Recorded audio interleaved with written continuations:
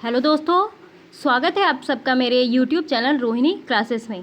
तो आज हम क्लास 7th की हिस्ट्री का एनसीईआरटी का चैप्टर 1 का पार्ट 2 देखने जा रहे हैं। हजारों वर्षों के दौरान हुए परिवर्तन की पड़ताल।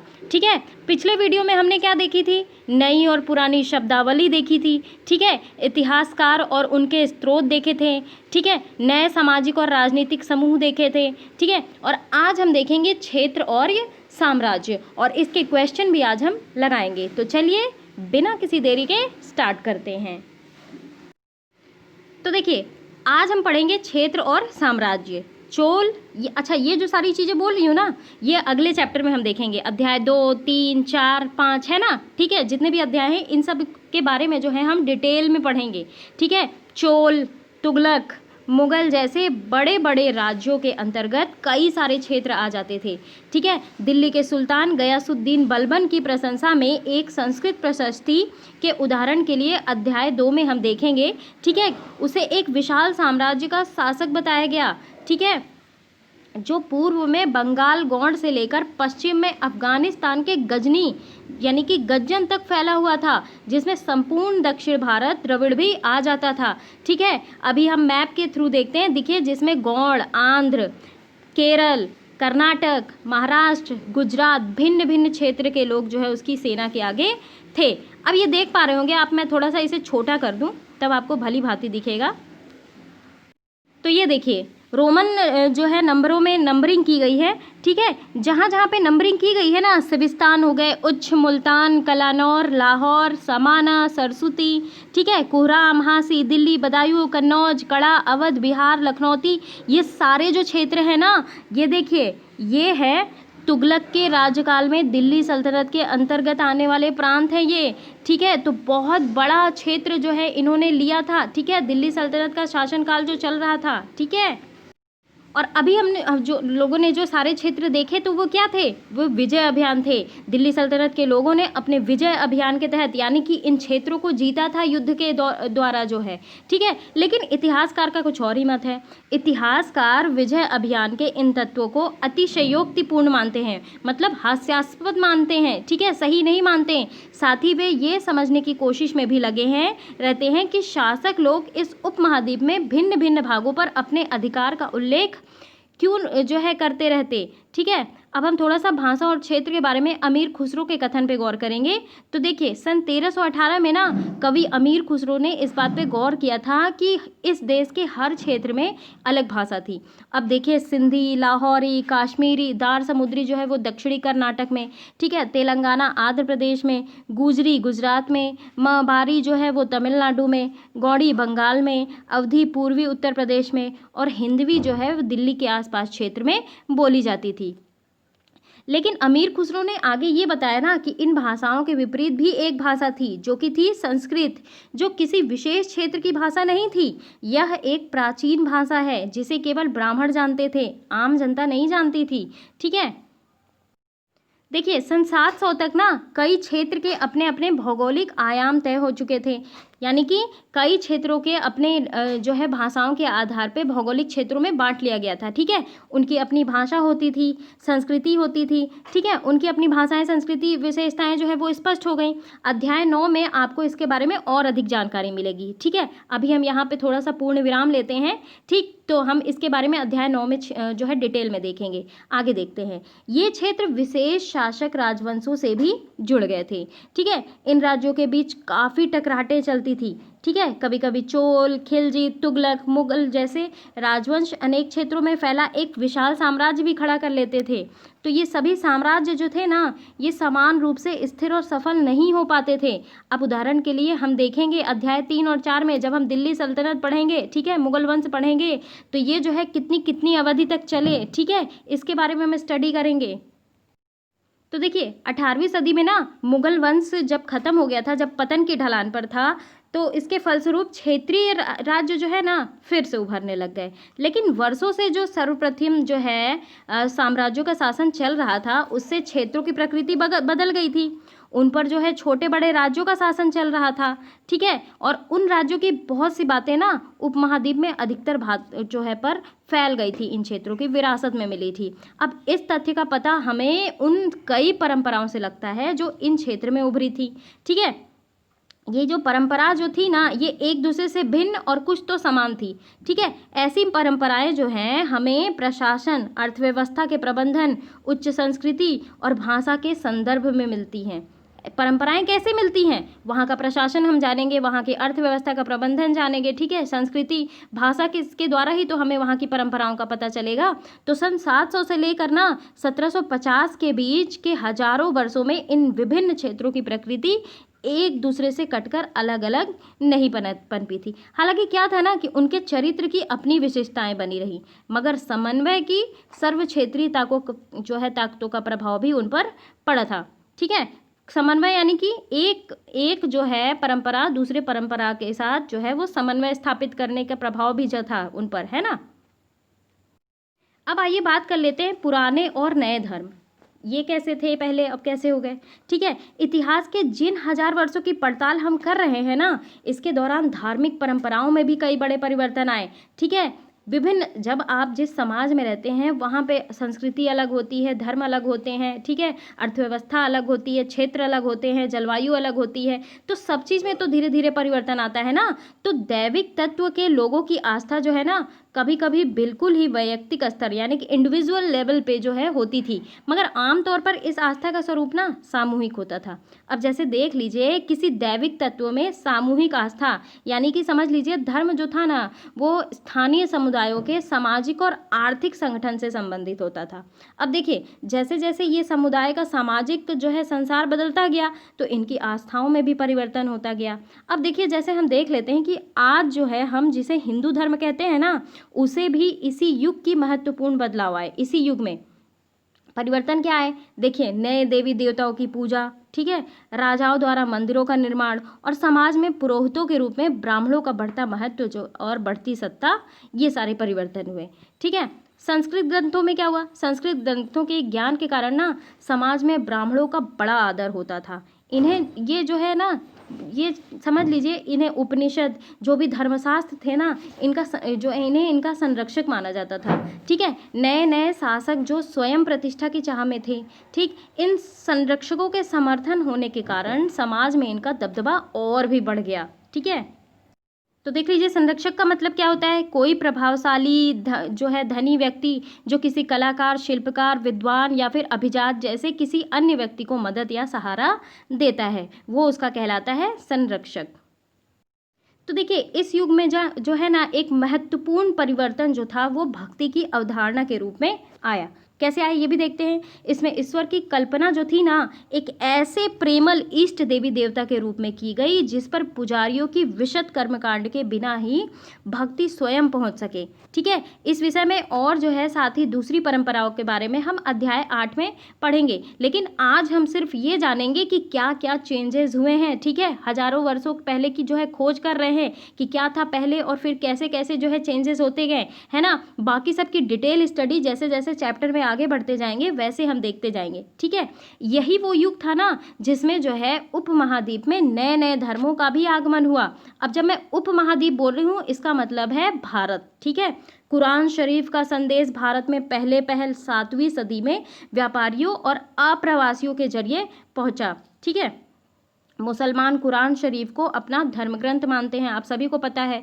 केवल एक ईश्वर यानी कि अल्लाह की सत्ता को वे स्वीकार करते हैं, ठीक है, जिसका प्रेम, करुणा, उदारता अपने में आस्था रखने वाले हर व्यक्ति को गले लगाता है, चाहे वह व्यक्ति सामाजिक पृष्ठभूमि उसकी कुछ भी हो, ठीक है।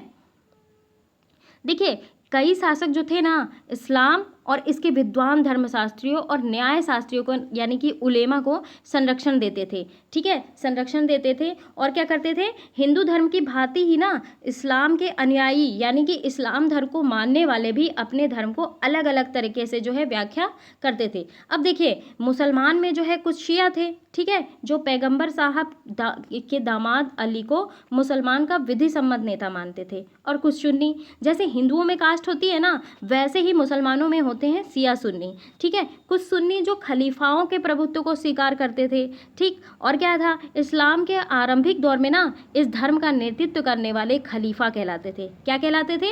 जो धर्म का नेतृत्व करते थे वे कहलाते थे खलीफा, और आगे भी इनकी परंपरा चलती रही। तो इस्लामी न्याय सिद्धांत में ना, यानी कि विशेषकर भारत के हनफी और शफी ऐसे सिद्धांत हैं, ठीक है। ध्यान रखेंगे, भारत में हनफी और शफी ऐसे सिद्धांत है, ठीक है। इस्लामी न्याय सिद्धांत की विभिन्न परंपराओं में भी नई महत्वपूर्ण अंतर है, ठीक है। ऐसे ही धर्म सिद्धांतों और रहस्यवादी विचारों को लेकर विभिन्नताएं देखने को मिलती हैं। अब देखिए, अब बात कर लेते हैं समय और इतिहास के कालखंडों पर विचार। ये भी विचार कर लेते हैं, ठीक है। ये क्यों रह जाए? इतिहासकार समय को केवल घड़ी या कैलेंडर की तरह नहीं देखते थे, यानी कि मतलब जैसे आज का समय है ना, कि जैसे हम लोग देखते हैं कि घड़ी में इतना टाइम हो रहा है, कैलेंडर में इतना टाइम हो रहा है, केवल जो है घंटों, दिन और वर्षों के बीतने के रूप में ही नहीं देखते थे। उनका नज़रिया कुछ अलग ही था। क्या नज़रिया था? ये नज़रिया ये था ना कि समय जो है सामाजिक और आर्थिक संगठन में आने वाले परिवर्तन को झलकाता है, और यह भी दिखलाता है कि विचार और विश्वास में कितना स्थापित है, कितनी स्टेबिलिटी है, ठीक है, और कितना परिवर्तन आया है समय के साथ, ठीक है। ये चीज़ें देखी जाती थी। और यदि अतीत को ना, यानी कि हमारी हिस्ट्री को, हमारे अतीत को समान विशेषता रखने वाले कुछ बड़े बड़े हिस्सों, युगों, कालों में बांट दिया जाए तो समय के अध्ययन कुछ आसान हो जाते हैं। देखिए, 19वीं सदी के मध्य में ना क्या हुआ, अंग्रेज इतिहासकारों ने भारत के इतिहास को 3 युग में बांटा। कौन कौन सा युग? हिंदू, मुस्लिम और ब्रिटिश, ठीक है।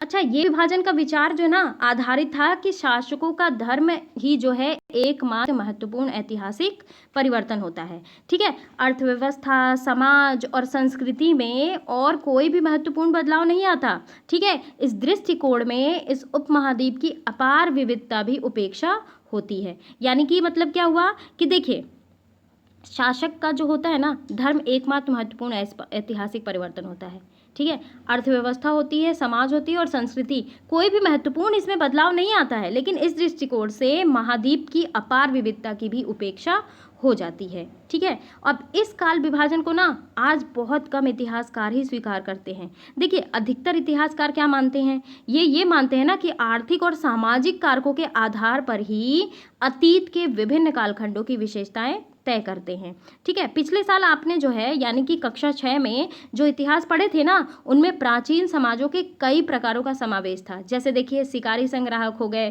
प्राथमिक दौर के कृषि कर्मी हो गए, ठीक है, शहरों और गांवों के निवासी, प्रारंभिक दौर के राज्य और साम्राज्य। देखिए, क्लास 6 पढ़ के अगर आप क्लास 7 की बुक पढ़ेंगे ना तो आपको बहुत अच्छे तरीके से समझ में आएगा, ठीक है। क्लास 6 की प्लेलिस्ट मेरे जो है चैनल पे है, आप पहले क्लास 6 के जो है सारे चैप्टर पढ़ लीजिए, फिर आप क्लास 7 में आए, आपको बहुत अच्छी तरीके से समझ में आएगा, ठीक है। और इस साल आप जो है इतिहास पढ़ेंगे उसे प्रायः मध्यकालीन इतिहास कहा जाता है। देखिए, मध्यकालीन इतिहास के जो है अंतर्गत ना आप दिल्ली सल्तनत, मुगल सल्तनत, ठीक है, सूफी वगैरह ये सारी चीज़ें पढ़ेंगे, है ना। और कभी कभी तो ना क्या होता था ना कि जो है इसमें समाज विस्तार, क्षेत्रीय और साम्राज्यिक राज्यों के उदय और ग्रामवासियों और वनवासियों की कीमत पर, प्रधान धर्मों के रूप में हिंदू धर्म, इस्लाम धर्म के विकास और यूरोप के व्यापारी कंपनियों के आगमन के बारे में और विस्तार से इसमें जानकारी मिलेगी। आई नो थोड़ा सा हिस्ट्री जो है लोग कहते हैं कि उबाऊ होती है, पकाऊ होती है, लेकिन अगर आप अपने भारत के रेफरेंस में सोचने की कोशिश करेंगे ना कि हमारा भारत प्राचीन काल से कैसा था, ठीक है, फिर मध्यकालीन में कैसा हुआ, तो आपको जो हिस्ट्री है ना बहुत जो है इंटरेस्टिंग लगेगी। स्टोरी फॉर्म में अगर आप पढ़ेंगे ना तो आपको बहुत अच्छी लगेगी, ठीक है। 1-2 बार आप पढ़ेंगे ना तो आपको जानने की इच्छा होगी कि सल्तनत काल, दिल्ली सल्तनत काल में क्या हुआ था, फिर मुगल काल में क्या हुआ था, है ना, कौन कौन से शासक की क्या क्या नीतियाँ थीं, ठीक है। बहुत इंटरेस्टिंग है हिस्ट्री पढ़ना, ठीक है। भारत के इतिहास के ये 1000 साल जो है अनेक बदलावों के साक्षी रहे। आखिर जो है 16वीं और 18वीं शताब्दी 8वीं और 11वीं शताब्दियों से काफ़ी भिन्न थी। अब भाई जो चीज़ें, जो संस्कृति, जो परंपरा 8वीं 11वीं में रहेगा, 16वीं 18वीं तक आते आते क्या चेंजेस हुए ना, हम आगे के चैप्टर में और अच्छी तरीके से देखेंगे। और इसलिए इस सारे काल को ना एक ऐतिहासिक इकाई के रूप में देखना समस्याओं से खाली नहीं है। फिर जो है मध्यकाल की तुलना फिर प्रायः जो है आधुनिक काल से की जाती है। क्या की जाती है? आधुनिक काल से की जाती है, ठीक है। देखिए हिस्ट्री के 3 पोर्शन हैं, ठीक है। पहला है एंशियंट, दूसरा है मेडाइवल और तीसरा है मॉडर्न, ठीक है। प्राचीन काल, एंशियंट, मेडाइवल और आधुनिक, ठीक है। तो क्या होता है ना कि ये जो मेडाइवल है ना, इसकी तुलना आधुनिक से कभी कभी की जाती है, ठीक है। आगे देखते हैं। आधुनिकता के साथ भौतिक उन्नति और बौद्धिक प्रगति का भाव जो है वो जुड़ा है। आधुनिकता के साथ क्या, यानी कि फिजिकल चेंजेस और बौद्धिक प्रगति का भाव जो है वो जुड़ा हुआ है। इससे आशय क्या निकलता है, इसका तात्पर्य क्या है? इसका तात्पर्य ये है ना कि मध्यकाल जो है रूढ़िवादी था। यानी कि रूढ़िवादी का मतलब क्या होता है, जो परंपरा प्राचीन काल से चली आ रही है उसको फॉलो अप करना। रूढ़िवादी यानी कि ये जो है निगेटिव रेफरेंस में यूज़ किया जाता है, ठीक है। उस दौरान कोई परिवर्तन हुआ ही नहीं, लेकिन हम जानते हैं कि ऐसा नहीं था।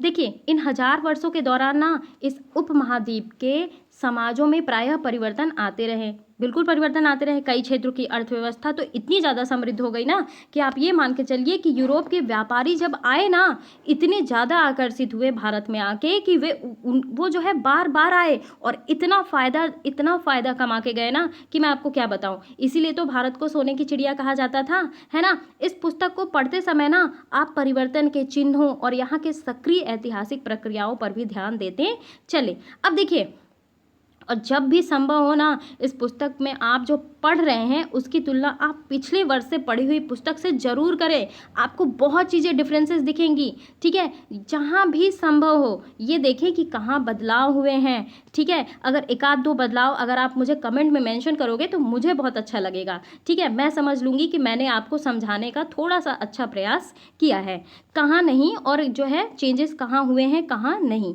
ठीक है। आज आपने जो है आसपास की दुनिया पर नज़र डालकर भी जो है ये देखिए और भी क्या कुछ बदला है कि वैसा ही रहा है।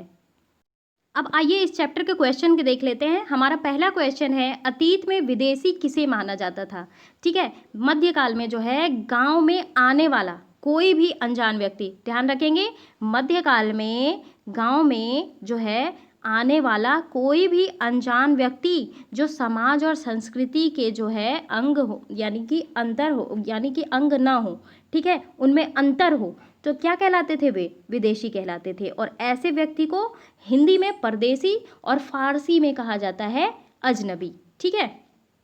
अब आइए देख लेते हैं सही क्या है गलत क्या है। सबसे पहला है, सन 700 के बाद के काल में जो है संबंध में अभिलेख नहीं मिलते। तो क्या ये सही है? हम पढ़ चुके हैं इसके बारे में, ठीक है, ये बिल्कुल सही है, ठीक है। दूसरा क्वेश्चन है, इस काल के दौरान मराठों ने अपने राजनीतिक महत्व की स्थापना की क्या? बिल्कुल की, ये भी सही है, ठीक है। अगला क्वेश्चन है, कृषि केंद्रित बस्तियों के विस्तार के साथ कभी कभी वनवासी अपनी जमीन से उखाड़ बाहर कर दिए जाते थे। तो ये भी बिल्कुल सही है। अगला क्वेश्चन है, सुल्तान गयासुद्दीन बलबन असम, मणिपुर, कश्मीर का शासक था। तो ये जो है ये गलत है, ठीक है। आगे देखते हैं फिलिंग द ब्लैंक्स। पहला फिलिंग द ब्लैंक्स है, अभिलेखागारों में डैश रखे जाते थे। तो क्या रखे जाते थे? दस्तावेज। क्या रखे जाते थे? दस्तावेज। दूसरा है, डैश 14वीं सदी का एक इतिहासकार था। तो कौन था? जियाउद्दीन बर्नी। मैं बर्नी लिख दे रही हूँ, आप लोग जियाउद्दीन भी लिख दीजिए, ठीक है, जियाउद्दीन बर्नी। ग नंबर है, डैश डैश डैश डैश और डैश इस उपमहाद्वीप में इस काल के दौरान लाई गई कुछ नई फसलें हैं। तो क्या क्या है देख लेते हैं। आलू, ठीक है, और क्या है? मक्का और मिर्च, कॉफ़ी और सबसे इम्पॉर्टेंट मेरी फेवरेट चाय, ठीक है। ये सारी चीज़ें जो है ये नई फसलें लाई गई हैं। अगला क्वेश्चन है कि इस काल में हुए कुछ प्रौद्योगिक परिवर्तनों की तालिका दें, ठीक है। तो क्या है? 700 से लेके ना 1750 के बीच 1000 वर्षों में अलग अलग समय पर प्रौद्योगिकी का विकास हुआ। अब जैसे देखिए, सिंचाई में रहट का प्रयोग, कताई में चरखे का प्रयोग, ठीक है, युद्ध में आग्नेय शास्त्रों यानी कि बारूद का प्रयोग, ठीक है, ये सारी चीज़ों का परिवर्तन हम देख सकते हैं।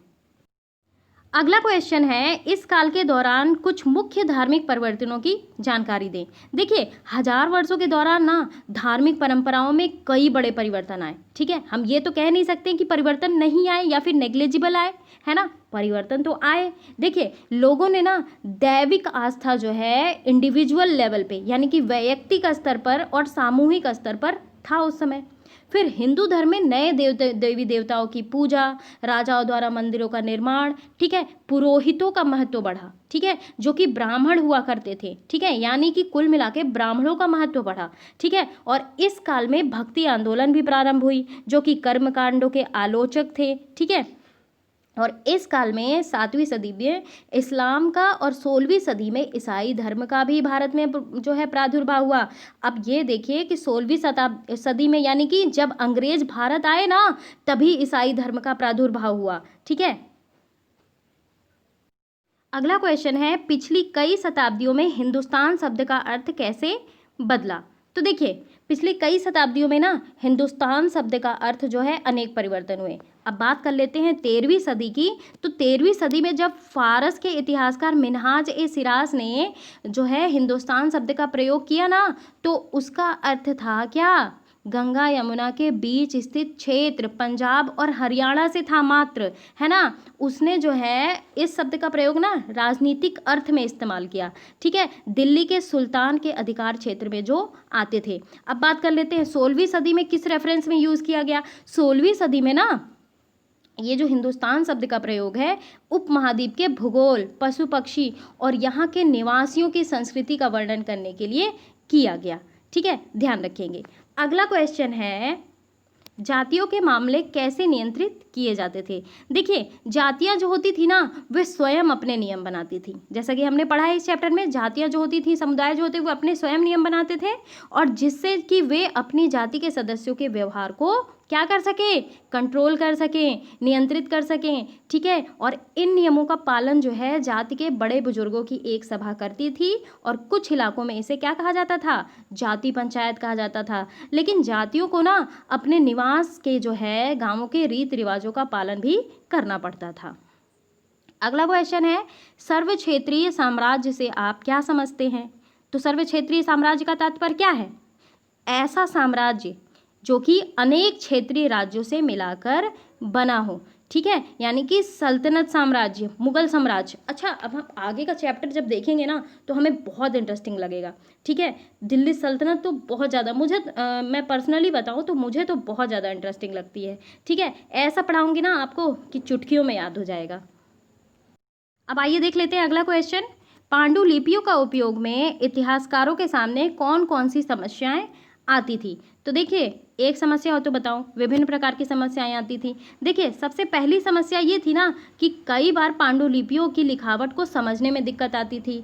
दूसरी दिक्कत ये थी कि आज हमें लेखक की मूल पांडुलिपि यानी कि शायद ही कहीं मिलेगी, ठीक है, मिलती ही नहीं है जनरली। थर्ड दिक्कत ये थी कि मूल पांडुलिपि की नई प्रतिलिपि बनाते समय लिपिक जो है छोटे मोटे फेरबदल करते थे, क्योंकि कभी कभी वो जो है शब्द नहीं समझ पाते थे, तो वहाँ पे जो है दूसरी चीज़ें लिख देते थे। तो क्या होता था, मॉडिफाई होते होते जो ओरिजिनल पांडुलिपि है वो कहीं गुम हो गई थी, ठीक है।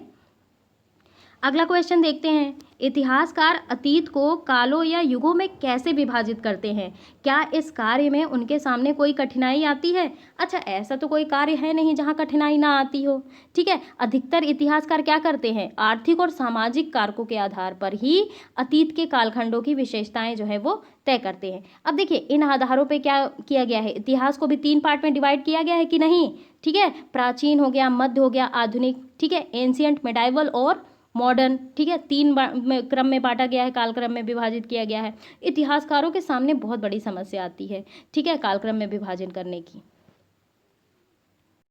अगला क्वेश्चन है, अध्याय में दिए गए मानचित्र 1 और मानचित्र 2 की तुलना उपमहाद्वीप के आज के मानचित्र से करें। आज का मैप आप लोगों ने भारत का देखा ही होगा, ठीक है, और मैंने पिछली वीडियो में मानचित्र 1 और 2 दिखाया भी है आपको।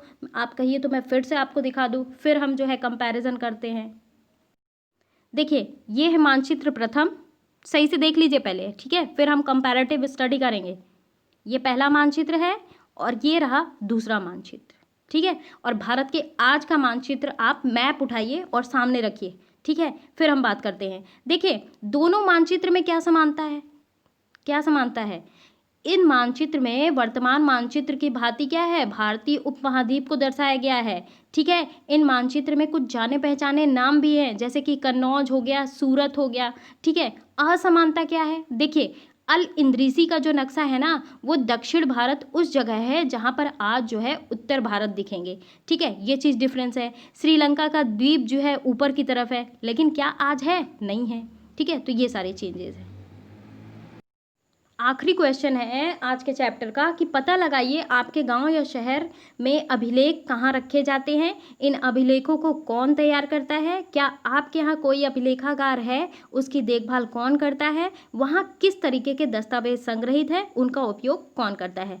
तो देखिए पर्सनली मैं बताऊं तो हमारे जो है ग्रामीण क्षेत्र में जिला मुख्यालय में रिकॉर्ड रखे जाते हैं, ठीक है। और इन अभिलेखों को जो है विभिन्न विभाग के कर्मचारी तैयार करते हैं। शहरों के अभिलेख नगर निगम कार्यालय में रखे जाते हैं और ऐतिहासिक अभिलेख को अभिलेखागारों में रखा जाता है। अभिलेखागार की देखभाल कौन करता है?